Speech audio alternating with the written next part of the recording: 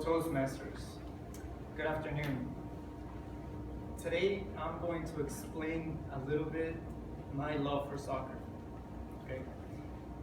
From when I was a baby, what I can remember that my earliest memories is having a World Cup T-shirt, 1982, Spain. The first gift I ever received was a soccer ball.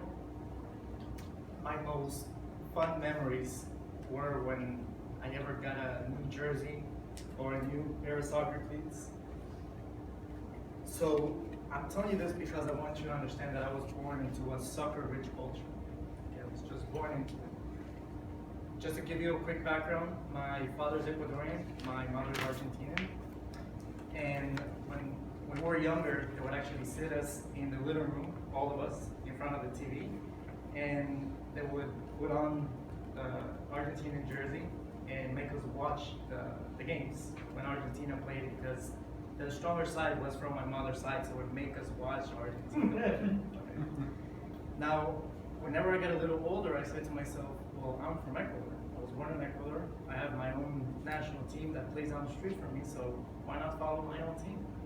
So that's when the passion started for me. I was very young.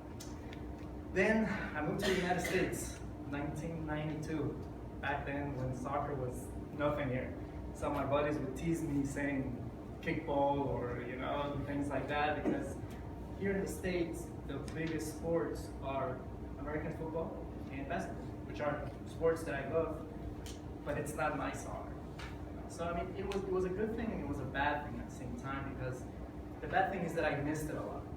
Okay, the good thing is that back then they didn't televise these games anywhere really. So whenever we went somewhere to watch the games, we would actually meet with Ecuadorian families that were going through the same thing that we were going through, trying to meet new people.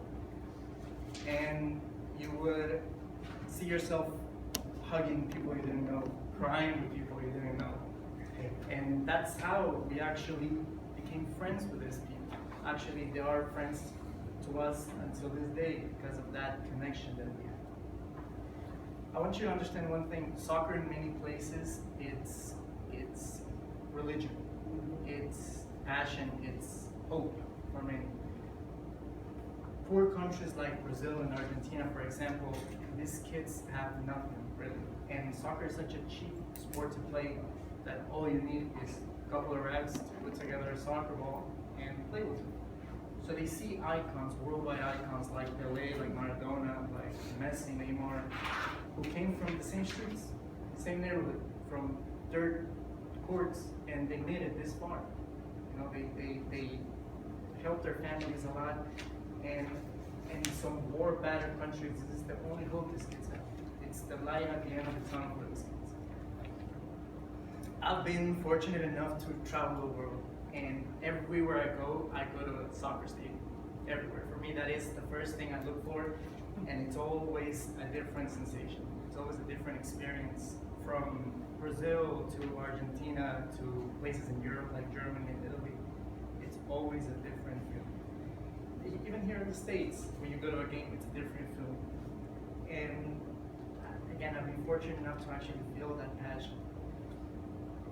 Now, going back to when I moved, well, from back then, what soccer was to now, I've been fortunate enough to see that transformation from soccer back in 1992 to what it is now.